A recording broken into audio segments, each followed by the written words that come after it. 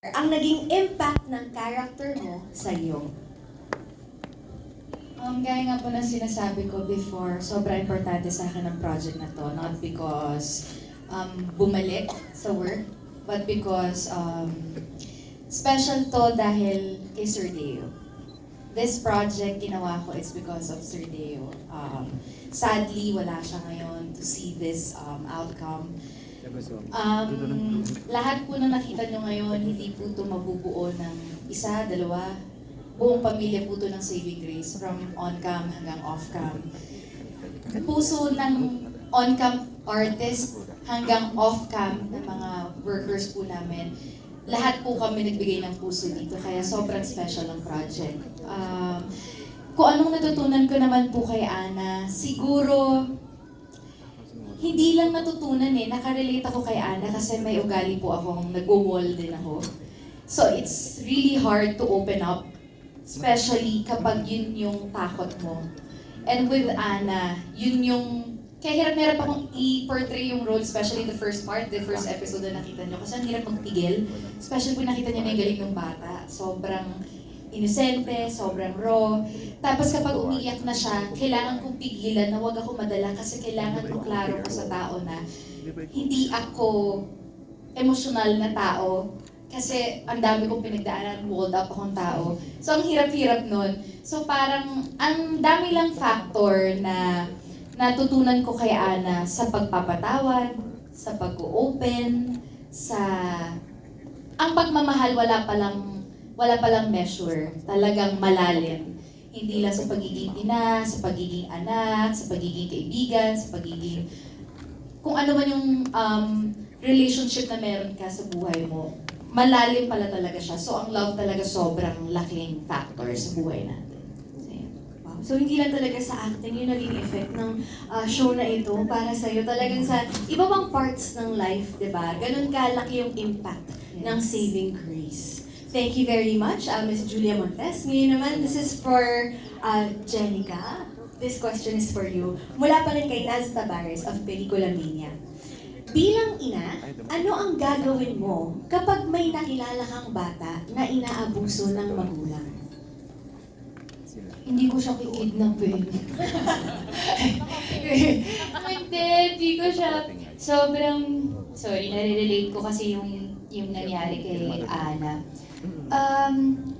Pakiramdam ko, kahit naman hindi ako isang ina, at sana ganun din yung lahat ng tao, di natin kailangan sana ma-experience magkaroon ng anak para malaman kung ano ang tama sa mali. Para magkaroon ng lakas ng loob na lumapit sa mga taong mas may alam kung ano ba at paano solusyonan ang mga bagay. Kasi iba din kasi yung child abuse. Kumbaga sa ibang bansa, may makita ka lang na batang nagtitinda, child abuse na yun, pero dito sa Pilipinas, we see it everywhere. And minsan kahit kausapin natin sa kanila, parang na-ingrain na rin na normal na lang yung ginagawa nila. So, syempre dyan, kasama dyan yung prayers, pero syempre, kilos-kilos din. Huwag tayo magtatakip ng tenga, hindi tayo wala naman akong connection dyan lalo na kung first hand kong na-experience at nakikita. So ikaw, you're someone na who would do something, talagang mag-take action kapag may nakita kang bata na inaabuso. Yes, take action talaga. Kasi ang salita ng naawa ko, sana maligtas ko siya. Salita lang naman yun hanggat hindi ko ginagawa ng parang. Napakalayo dun sa character mong kinaiinisan namin kanina pa. Oo. Sundutin ko na rin, Jenica, kasi nga ang daming talagang, kayo ni Christian, talagang inis na inis daw. Ganon. So, of course, this is a mark na sobrang effective ninyo dun sa roles ninyo. Gusto niyo bang mag-react din dun sa mga sinabi nila sa inyo? Thank you. Sorry po. I guess hindi ko maililipad yung character if not because of our directors, Direct FM and Direct Dolly and si Danix na talagang nagbigay ng oras para sagutin lahat ng mga tanong sa isip ko kasi nung una ko tong ginagawa, para akong sabog. Hindi ko alam kung paano ilalapat yung mga paa ko dun sa shoes ng character. But sa patience nila, umokay naman, awa ni God. Thank you. Salamat.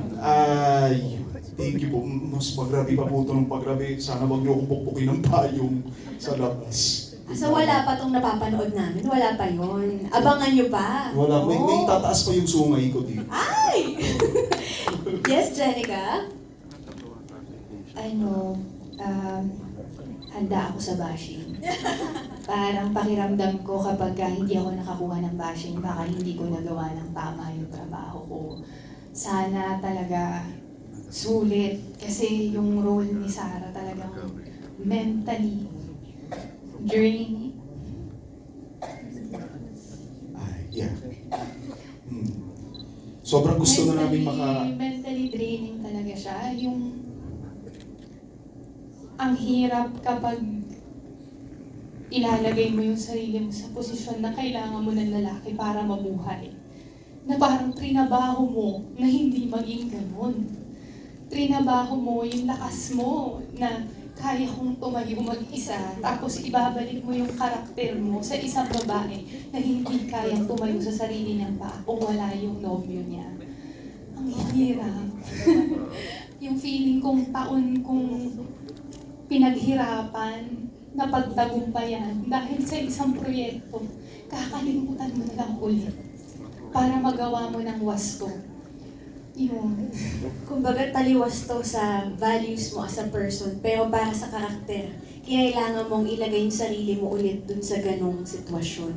So, grabe yung sakripisyo na yun, no? Na ginagawa ng actors natin sa Saving Grace. So, we can see na hindi lang to basta-bastang project talaga, napakalalim din ng pinagdaraanan ng ating mga actors. And congratulations dahil napaka-effective, oo, at sobrang believable talaga pag pinapanood namin kayo.